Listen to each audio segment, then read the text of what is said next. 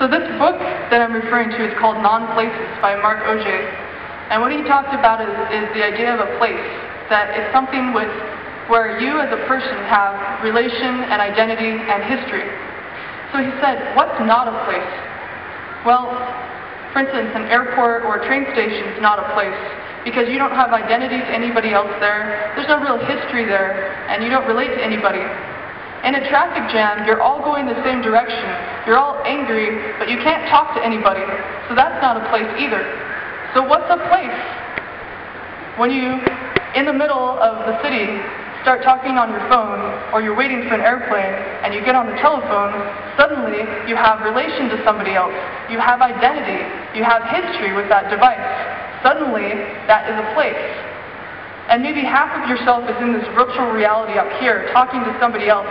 But that's more of a place than a lot of the urban spaces that we see today, especially traffic jams. So what's really happening is that there's this compression of time and space. At the top, the best average speed of a horse-drawn carriage in the 1500s to 1840s was only 10 miles an hour or a little bit more. At the bottom, a jet passenger aircraft could go 700 miles an hour. So the world was actually smaller. You could go from one side of the world to the other in a lot faster time. But with a cell phone, you can actually stand on one side of the world, whisper something, and be heard on the other almost instantaneously. It has created the world into this very small thing. So when I was little, my dad would ask me, what is the shortest distance between 2 points? And I said, Dad, it is a straight line. And he said, no. What you need to do is take your piece of paper and draw point A and point B and fold the piece of paper over so that point A and point B are touching. And I said, that's crazy. How do you fold time and space? He said, well, that's for you to figure out. I'm just, this part of this generation. So I became very obsessed with learning how to bend time and space. Basically, making a wormhole so that you could stand on one side of the world, whisper something, and be heard on the other. And in college, I watched people talk on their cell phones and realized that half of them was there and half of them was in this wormhole talking to somebody else, and that we were all carrying around wormholes in our pockets. Now I'd like to talk about something called simultaneous time. So now that you understand that there's this kind of time and space is stretching all over the place, and you have all this panic architecture and this information coming at you, what happens is each of the browser tabs, each of your email accounts, each of the communication has a different time zone associated with it. Somebody says, I expect you to email me back tomorrow. And this other person says, here's a funny video you should watch. And you have all this information coming in at different times. And so, you switch between this tab and this tab and this tab, and you keep switching information. And you have all this coming in simultaneously. It ends up fragmenting your brain.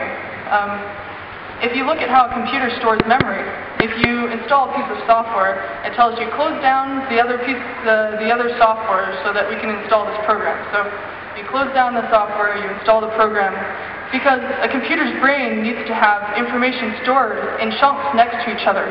And in the same way, your own brain needs to have information stored next to each other. And when you have this fragmentation from every side, all these different ideas that don't have any relation to each other when you're online, it starts to fragment your ability to think and stores the information all over the place. It also makes you very excited about the information, but not as capable of remembering the information in the future. Another thing is, so you saw that if you print out all of the photos in a computer, it's a big chunk of photos. But what if you printed out all the people that are stored in your phone? This idea of ambient intimacy is that at any point you can contact somebody on your phone, that they're there, that you can press a button and be connected to somebody. So if you print out all the people on your phone, this is how many people are stored in your phone that you have the capability to connect with. So now I'd like to talk about becoming a cyborg. So I'd like to talk about this concept called the second self. Now when people have children, sometimes they make Twitter accounts before their children are even born. So already, this child has a digital persona, which is very awkward because when they become, old enough to understand that they have a digital footprint online, they might be very embarrassed, right? Lots of baby pictures, lots of things that they don't want showing up when people are doing Google searches for them. The other thing that people have to learn in becoming a cyborg is the presentation of self in digital life. This book on the left is called The Presentation of Self in Everyday Life. It was by sociologist Erving Goffman. He talked about how you, as, for instance, a father, would talk in a certain way to your children, but at work you would talk in a different sort of way to your coworkers. But in the digital life, you talk a certain way online that's different than you talk in reality, or you have different perspectives. If you're on Facebook, you act a certain way. You present yourself a certain way. If you're on Twitter, you act in a different way. If you are on LinkedIn, you act in a certain way. And you have to understand how to format your online self in order to be perceived how you want to be perceived. So this is your second self. Whenever you make a profile online, whenever somebody writes about you, this is what shows up in Google. People can meet you here before they meet you in person. They can meet you without having to be geographically next to you. And then you have to maintain it. If you have a bad Google search result about yourself that's very embarrassing, you have to make sure that it doesn't show up, because maybe you can't get a job because people don't like what they saw about crazy pictures of you partying or something like that.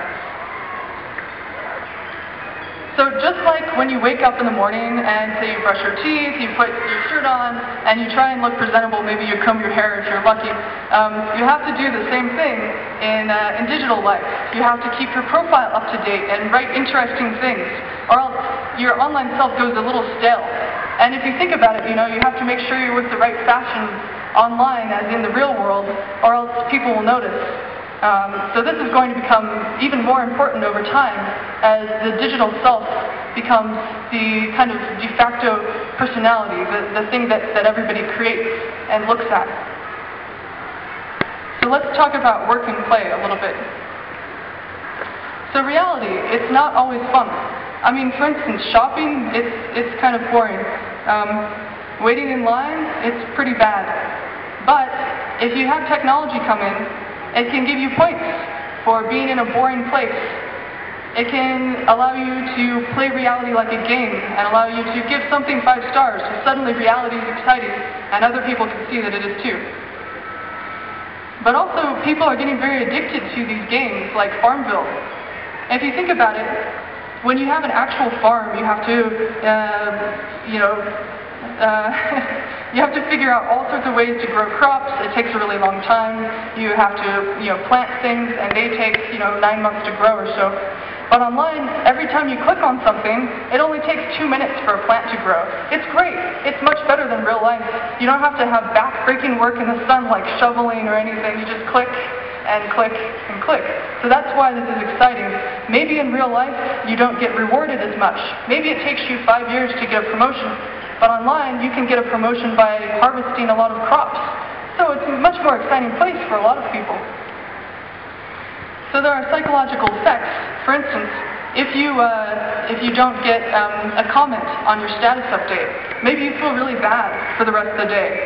If you don't get a friend request fulfilled by somebody else, maybe you feel sad.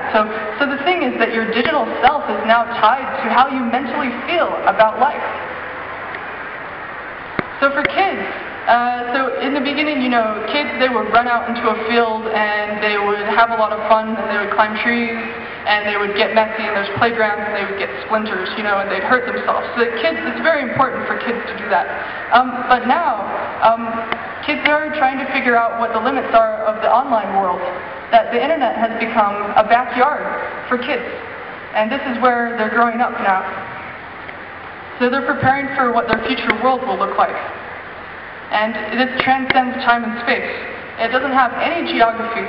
Like, for instance, if I want to go to another country, I don't have to have a passport. I just click on a website in another country, and I don't have to go through customs to talk to somebody through Skype. It's amazing what's happened with technology. So what's going to happen is that these second selves are going to become real selves. That what you are online will shape who you are in real life. And that maybe you can present what you want to be on online, and people will treat you like that in real life.